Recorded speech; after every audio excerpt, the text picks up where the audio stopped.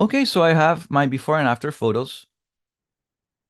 And if you double click on the images that you've loaded on your media library, you will see that the source panel on your right side of the screen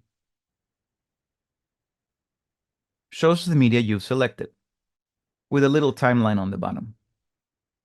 Now, when you go to Program up here, Program will show you what's on your timeline.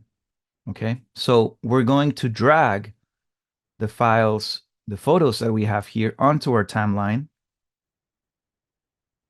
to create the video. And we're also going to be using some other elements in LUXEA, like content packs, like maybe certain sounds to enhance the just the overall experience. So I'm going to start by dragging my first photo onto my timeline. And we're working on, if you see right here, now that we are on the program tab, which is our timeline, you will see that different information appeared. So let's do that again. If I drag this onto my timeline right here, all of a sudden I have a bunch of properties that appeared on the left, which we'll take a look at after. And I also can see my image placed inside my 16:9 ratio or widescreen project. So a couple of different options here. You can see that my project settings, when I go below my image right here, you can see that the resolution is full HD. You can change this resolution to 4K, but we're just going to work with 1080p for now. If you wanted to change, just go ahead and click the resolution button right here, and you will see your project settings. So if you'd wanted to, let's say, create vertical video to experience on a phone, it would be a good idea to select, instead of the 16:9 wide ratio, which would work for cinema and YouTube, you could go ahead and select the 9:16, which is completely vertical. And if I hit apply, you'll see that my image sort of stays the same. It hasn't been squished into the vertical project, but you'll see that my preview now has a completely vertical preview. And I can easily adjust my image to fit my vertical video. But let's go back to our widescreen, and we're going to leave it at 1080p, but you can easily select 4K, which will give you a bunch more details, obviously. So we're 30 frames per second is okay, and we're just going to hit OK. And as you can see now, my bird is fully zoomed in because I increased the size of it when we had our timeline in vertical. So now I'm just going to make sure that my photo completely covers the frame. And if I hit play, we'll see that nothing really happens. And what we're going to do now is drag my after edit. And if you click left and right, you'll see that they are in different sizes. So if you're going to attempt the before and after edit, it's very important that everything matches because we want a clean transition. And so the easiest way to perfectly match the size of this clip with the size of my following clip is to select my first image, right-click or Ctrl+C and hit copy. Select my following clip, right-click and go to Paste Properties or Ctrl+Alt+V. When you open your Paste Properties, you will see all of these options. So any changes you made to the previous clip, including audio, volume, pitch, or in terms of video, masks, crops, rotations, positions, scale, opacity, you can copy exactly those same settings from previous clips to a new clip. So I'm just going to select all of the video properties, even though I'm just copying the position and scale of my previous clip. So then I'm going to click OK. And if I drag my yellow cursor, you will see that the size of my image is exactly the same between the previous clip and the following clip.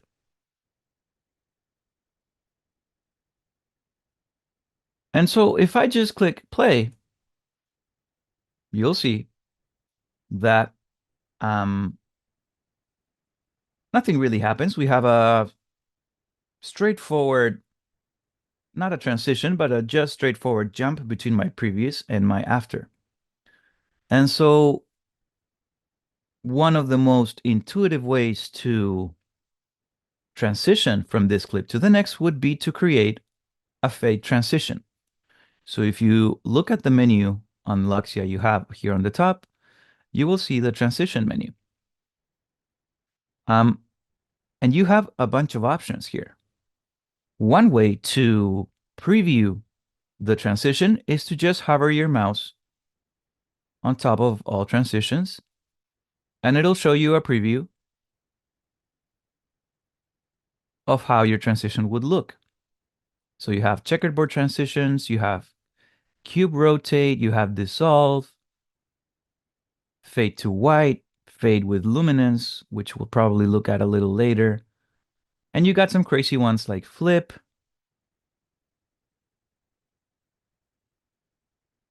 You got gradient wipes, which is actually, which we'll try. So let's try different ones. You even have pixelate, which is pretty cool. But we're going to start with the most basic transition of all, the fade transition. And all you need to do to apply this transition to the space in between your clips is just drag it down, and you will see that both of your clips start appear, this yellow sort of boxes appear either at the beginning or in between your clips. So if I put it right there in the middle, you will see that my fade transition has been applied. Now, if I hit play,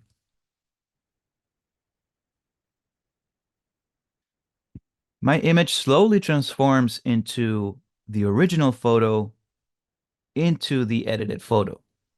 And this creates just a very satisfying way to experience um, the work that you do when it comes to editing photos. What else can we do with this transition right here? If I click on it, so right before we were talking about our properties pane here on the bottom left. So if I click my clips, you will see the properties pane here at the bottom. But if I click on the transition itself, now you'll see that I have different properties that belong exclusively to the transition. So I can choose different ways for this transition to happen. I can choose a prefix transition, which will drag all my fade to the left here, and we won't see any difference right now. But what this means is that my first clip will end exactly where the clip ends. So once the second clip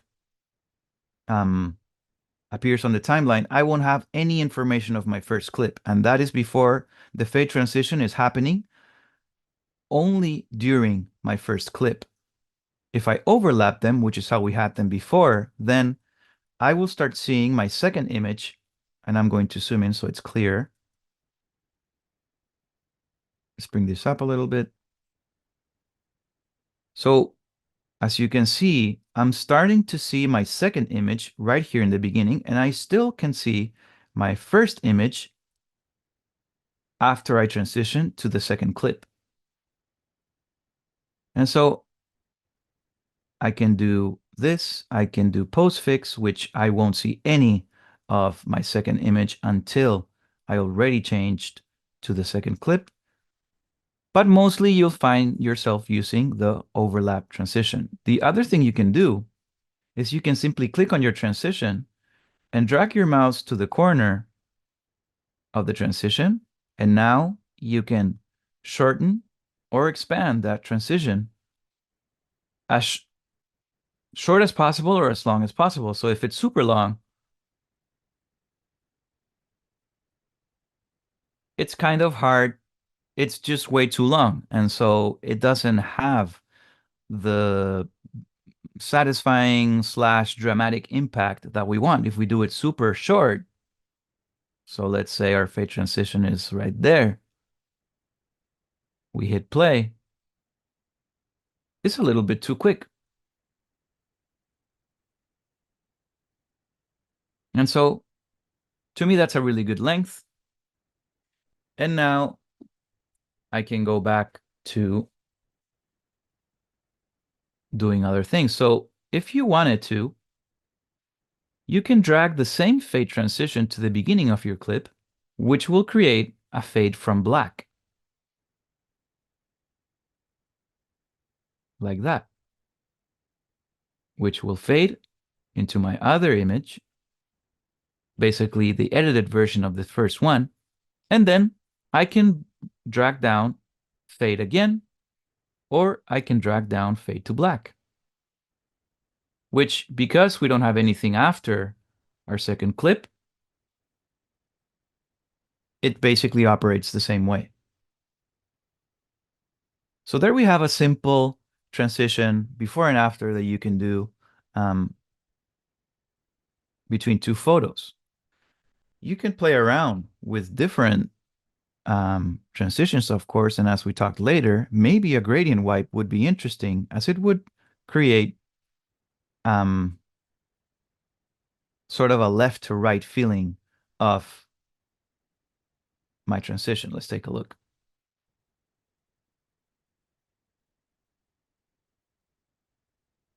So a completely different option with the gradient wipe, which works really, really well in this case. So there we have it. We have a first transition between two images. Let me know if you guys have any questions, and if not, we'll move to our second image.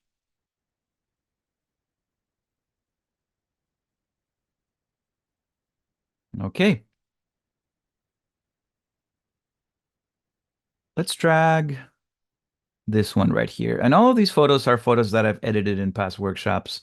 Um, so I thought it was kind of cool to bring them all together. And this could be totally something you would want to do if you're creating a portfolio, for example. So we're going to do the same as we did before. We're going to expand our first photo, and we're going to right-click, copy, and right-click paste properties onto our following clip so that the size between both images is the same. Now, obviously, so the original photo was super blue like this, and I edited to make it a lot warmer. And we can do exactly the same as we did before. We can go to transitions, create fades, and this would absolutely work. But if I wanted to do something a bit more, create more of a difference between both of my images, I can use a different effect that's available in LUXEA. So if I go to filters here on the top menu, you will see a bunch of filters that apply different effects to your photos. So for example, you could bring down the Gaussian blur, drag it to your first image, and go from a blurred photo into a sharp photo like that. If you want to delete or edit the effect you just added, you will see that the effect is visible by this yellow line here at the bottom of the first clip. So if I click this little arrow, select my Gaussian blur, then you'll see again that on the properties pane, now I can see the properties of that effect. So I can either reduce the strength of the blur to 1, which is almost not visible, to 100. So I'm going to delete the filter I just added. And I think that for this edit, maybe I'll try to go from a black and white, just like that, into the colored version of my photo. So again, all I did was I went to filters, selected black and white, and dragged it on top of my first clip. If you select your effect, you will see that it has its own properties at the bottom left. And so you can change the strength of your reds, your greens, your blues, and the overall brightness. So maybe we'll just do a little darker. I'll bring my brightness down. And now we have a transition from our black and white into color photo, with fades all over as transitions. Let's see if there's another transition we can use instead of fade that would be maybe a little bit more entertaining. But also, some of them, some of these transitions can be a little too much, a little cheesy. Um, I wonder what happens if I drag random bars. Let's see. Ah, good work. The cool thing is, you can just try, and it's just very, very easy. I guess maybe what if I do luminance? So I've just dragged fade with luminance.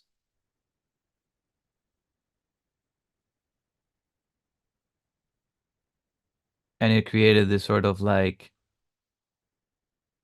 it almost went black until then it changed to my new photo.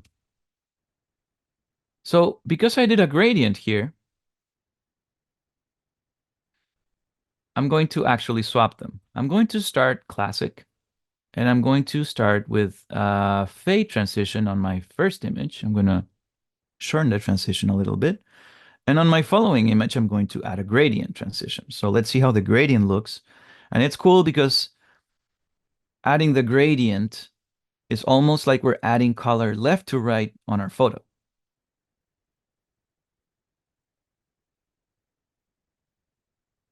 So to sum it up, we've added a black and white filter onto our first clip, and then we added a gradient transition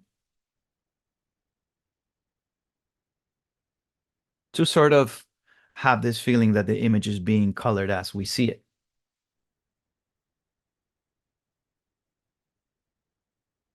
Now, if I go back to media, we're going to attempt, oh, I have a question in the chat. Yeah, the gradient transition is very nice. It's really nice, especially when we're doing this, when we're like transforming the black and white into a colored version of the photo.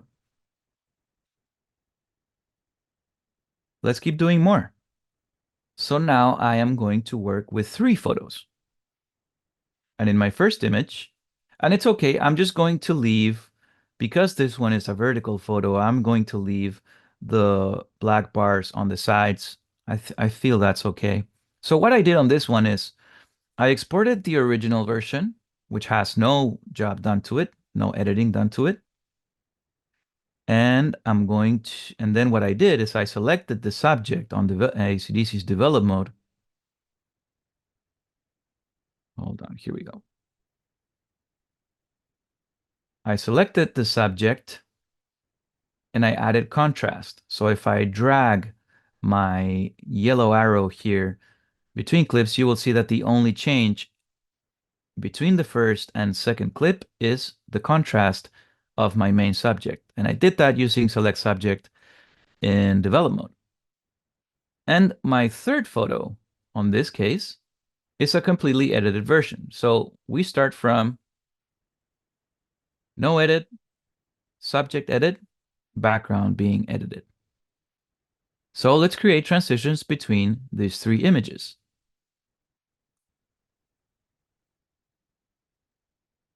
So John, before we get started on that one, let's see. John asks, what would be the best transition for an age progression on a face over the years?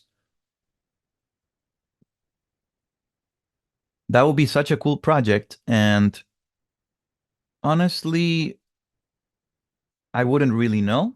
Probably the fade transition would work really well. Um, but again, like if you have that, if you have those photos, you should bring them to Luxia and play around with those transitions. Um, yeah. So I think either fade with luminance, or the gradient wipe would totally um, work and be really good. Maybe the dissolve one could be interesting too. So let's see what happens if I drag dissolve in between my three clips right here.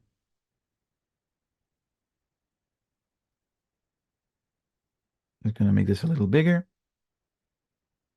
Let's see.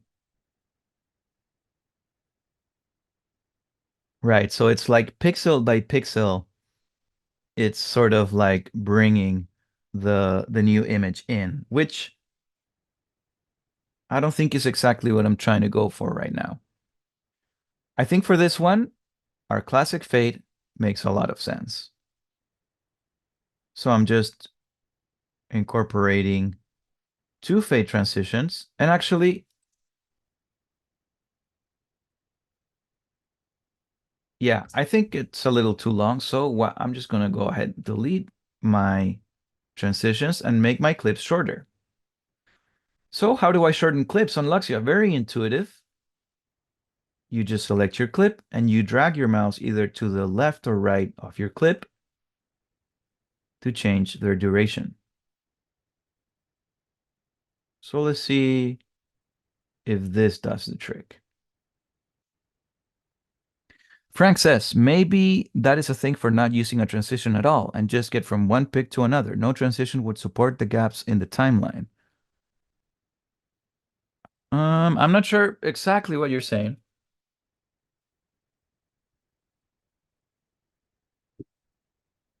Yeah. Oh, totally. We can it's totally optional to not have, for example, a transition. Oh, referring to John's question. Okay, so what Frank is saying is to bring all of the images of the face and maybe don't do any transition on them, just like have them appear. So my three clips right here, there's no transition between them. And so you will notice how they are just like stacking up on top of each other, which is absolutely something that would work. So why don't we make this even shorter to have like a quicker effect? So now I've shortened my clips quite a bunch and I don't have any transition between them to make this sort of like pa pa pa, a more rhythmic, I guess, edit doom pa. So that's also pretty cool. That's very popular on Instagram, Instagram Reels. When you see photographers work, they would usually select a song and they would create um, those edits according to the beat. So that's something that we're gonna attempt um very soon. I actually like it without transition. There's something about it. Let's see what a short fade can do.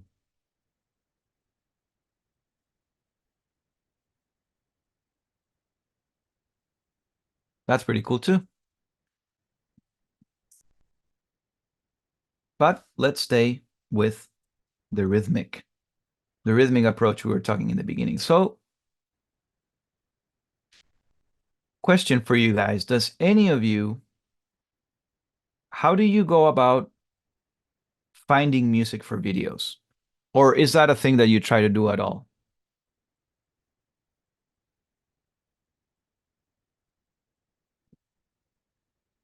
Because there's a big issue of if you're going to, let's say, if you have a YouTube channel and you're going to start uploading some of your work and you want some music from the in the background, you got to make sure that the music is copyright free or at least has Creative Commons licensing.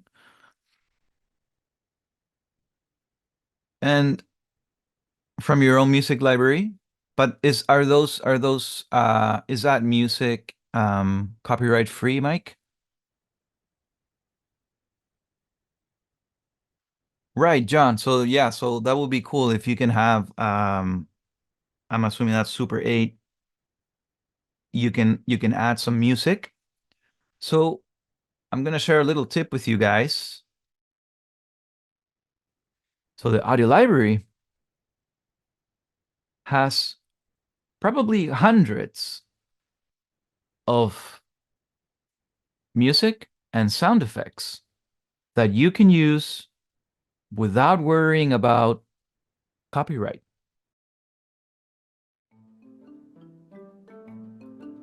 This one's cool. Philip Glass elevator. Okay. Okay, so all I did was I right-clicked right here where on my media tab, I right-clicked import media file, and I incorporated my the two sounds that I downloaded from YouTube. And now I can see them right here. And now I will drag this down.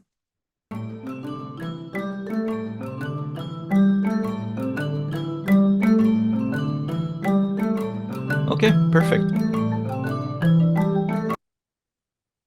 Kind of a trippy song, but anyways, we'll leave it. So as we were saying, we can adjust our clip's length by dragging left and right our purple clip, which is sound. And let's go back. So is everyone sort of clear how to add audio or music to your timeline?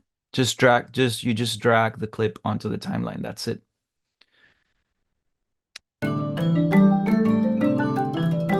Okay, so let's apply some sound effects. So right now we have some music and we have this sort of quick showcase of how we edited step by step this photo, first leaving our image as it was, then editing our subject, and then the entire image. If you are familiar with LUXEA, then you're probably familiar with content packs. So let's go back to media and listen to the sounds that come in the photography pack. So I'll just double click. Here we have some shutter sounds, some Polaroid sounds, and a classic shutter. So why don't we try to add a shutter sound every time there's an edit change in my photo? I'm going to drag my shutter audio 2 times to my timeline. I'm going to zoom in.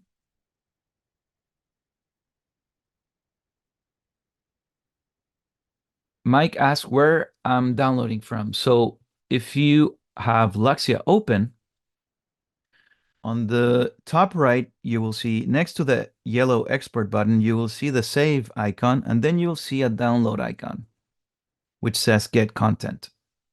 That's where you will find all of the content packs that are available. You can also download different language packs there too. Okay, so after dragging the shutter sound into my timeline, you will see sort of the waveform appear. The content packs are AC/DC content packs. So they're done by our team and they're free to use for whatever you want. So, and I think we're constantly releasing new content packs. So there's all kinds of packs: picnic pack, school pack, back to school, photography, babies, business, sport, etc.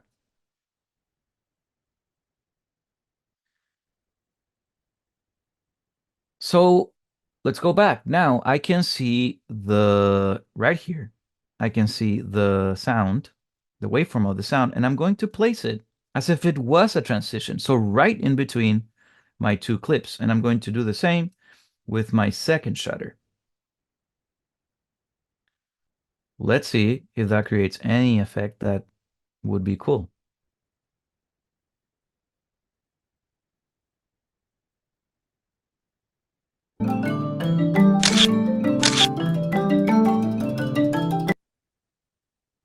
So that makes the experience of seeing this edit a lot more satisfying. Maybe we can extend the length of our clips a little bit, just now that we have more information happening, we have music and we have sounds. I feel it makes sense for the clips to hang on a little bit longer. So let's take a look now.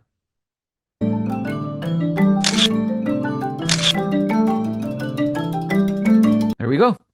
So that's another way that you can showcase your work, which makes it really, really fun. Uh, and it's also super popular on social media today. You can use the same sound to go from a transition, like from a black and white to a colored photo again. So here I have this super cool, by the way, all of these images are from the link I provided earlier.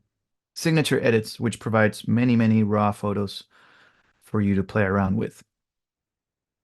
Okay, so we have this image of this sort of tunnel of trees or bush tunnel, or I don't know how to describe it, but all I did on AC/DC is I created a radial mask and I darkened what's closer to us and left pretty well bright, or a lot more brighter, what's in the center of our image. So to send our eyes towards the middle of the photo.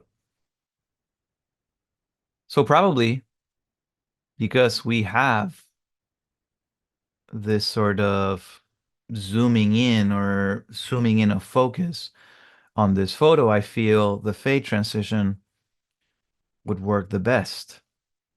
Let's see.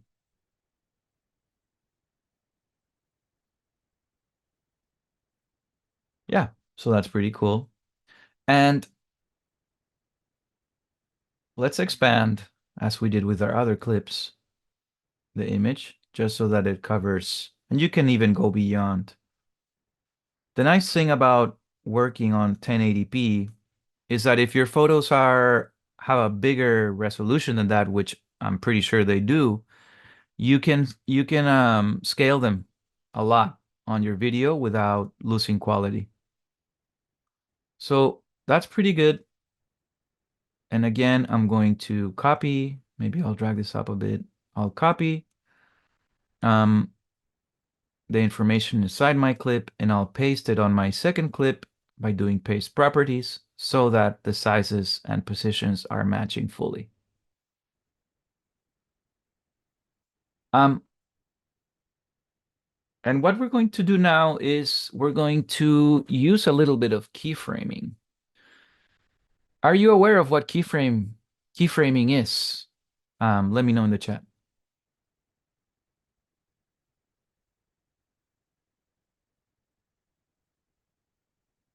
Okay, we got a no, we got a yes. That's perfect. Yes, from the old days of using Flash. Okay. Um, great. So we can create animations, custom animations, for our clips. So, um, for example, we can start by doing a sort of zoom out in the beginning of our clip. So as you can see, I'm expanding my original image quite a bit. And I'm going to head down to my properties panel. And keyframing is a little bit, it's not, I guess, hard to understand, but if you have any doubts about it, let me know. So as you can see, I have my image pretty well zoomed in. And what I'm going to do is I'm going to add a keyframe on the scale and on the position information of my clip as it currently is on my timeline. To add a keyframe, and so what a keyframe um, is just information that is placed on a specific moment on the timeline during a specific clip. Okay, so if I drag my yellow cursor here on my properties panel, you will see that it also changes on my timeline on the right. Okay, so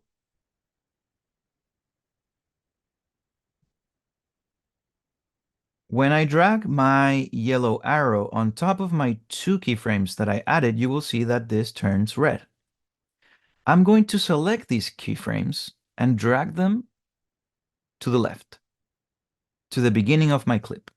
Now I'm going to move my arrow slightly to the right, and I'm going to reduce the scale. Why? Because we're trying to attempt a slow zoom out for my image. So we're right now, the scale is 136.8. So what if I do 115? You'll see that my photo immediately reduced its size, and 115 is a bit too much. So I'm just going to do 125. Let's see 125. So now I have my first keyframe on the scale characteristic of my photo was 136.8, and I added a second keyframe where my scale information is now 125. So what happens in the space in between? The image adjusts its size to fit the new information. If I move my position values right here to try to make it fit into the center, just by dragging the numbers here on the bottom left, you will see that a second keyframe was added on the position section of my properties panel. And so now, if I go to my timeline and play, you will see that in the beginning of the photo, there's a slow zoom out happening. Right there. What happened after? Well, the position of my first clip is now different to the position of my second clip. But I'm going to have to copy again the information of my first clip onto my second clip. But what I want is to copy the size and position after I do my slow zoom out. Okay? So what I'm going to do to make sure that I copy the right size or the right properties is I'm going to split my picture in two. And to do that, you will see the split option right below here, the timeline tab. You can also type Control B. Now, you won't see any difference between when I drag my yellow arrow between my two clips. You won't see any difference because even if it's two clips, they have the same information and the same properties. But now I can copy again this clip and paste it and paste properties, paste properties. And now the size of my second photo is exactly the size of my first photo. So let's take a look at what happened. We're doing a slow zoom out, and then we're transitioning into my edited version. I'm going to shorten that. I want the transition to start happening right as soon as the zoom out stops. So As I drag my yellow arrow, you will see that it's also moving on my properties panel. So right after my last keyframes, there, I'm going to shorten my first clip. I'm going to drag my second clip and shorten it even more. And drag a fade transition between them. And I'm probably going to do my postfix transition right here. So let's see how that looks. Zoom out, transition.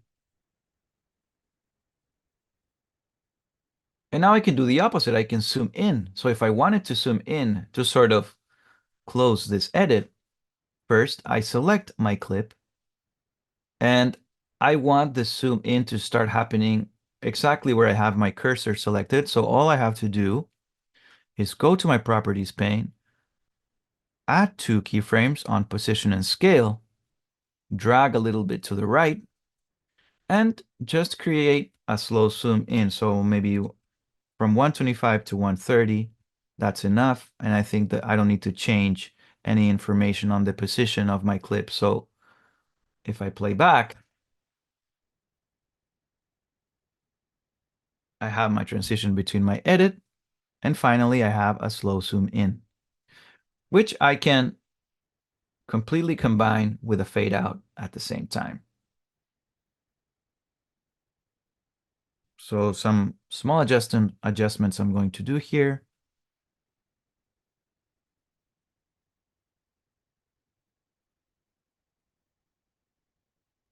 Like that. And now I'm going to do a fade to black. And probably extend my music.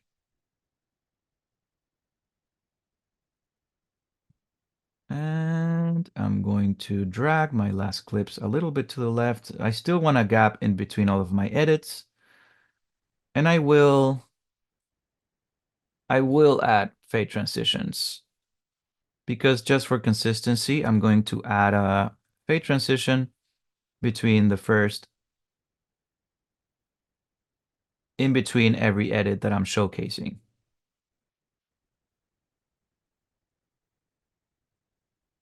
So just like that, maybe I'll drag this a little bit to the left. And I'll add a fade transition here in the beginning. Make it a little shorter. And now we have 1, 2, 3, 4 different photos that we're showcasing in a before and after fashion or style in different ways with a song running in the background. So let's just take a look at how that feels and let's see.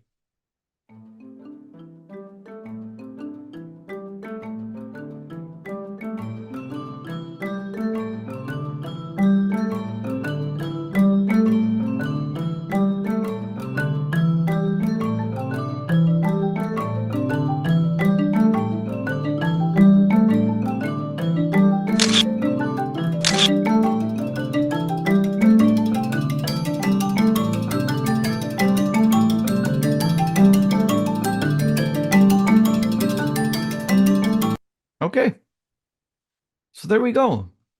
You know, you can decide to do more or less, but anyways, this is a way where we can play around with our photos, with our before and afters, and put some music on the video entirely so that it can have a consistency. Um, a couple more things. I know that we're on time, but just I will get into the export. But before I do that, I want to show you guys how to create a fade out on sound. Okay, so I'm going to select my sound clip here, and I'm going to do it with keyframes. So I'm going to add a keyframe right before my video starts to end, and I'm going to select it on my level here. So I'll add a keyframe. I'll move a little bit to the right, sort of where my video ends. And now I'm going to add another keyframe and reduce the volume to -60. So now I will have a fade out on my video sound. Um, you can add text to your videos super easily just by going to the text tab right here and dragging this as another clip on top. We don't have time to really cover, you know, text too much, but you have a bunch of options here from inner shadows, outer shadows, um, outlines, etc. And if we want to export our finished video, all you have to do is go ahead and go to the yellow button right here and click export. And LUXEA will show you a bunch of different options. So the most common format is MP4. So I recommend choosing MP4 and saving it onto your local drive. You can also upload straight to YouTube and straight to other platforms like video, but you always want to have the video locally as well. Um, so if I select MP4, you will see that everything is pretty much done and I can just go ahead and click export. But if you want to make sure that you're exporting in the best quality, make sure that you go to settings right here. In settings, you can select, if you're just sending this video, let's say on your phone, maybe better quality is okay, but we're just going to go with the best. So best quality right here. I don't recommend touching the encoder because H.264 is the most common one of all. We're just going to leave the resolution and frame rate as it is. The bit rate is good for a short video like that. And I will increase the quality of my audio. So one thing that you should always remember when you're exporting is that the audio by default will be set to 96 kilobytes per second, which is not great. I absolutely recommend saving your audio at least in 256, and the best case would be 320. If your videos are short, go ahead and select 320 because it doesn't really add so much weight to the file. You can then save this as a template, so I can put high quality video. Okay, and now I have a template that is high quality. You, of course, can select where you're going to save your video and then click export. After doing that, you will see the this export sort of box that appears. And that's it.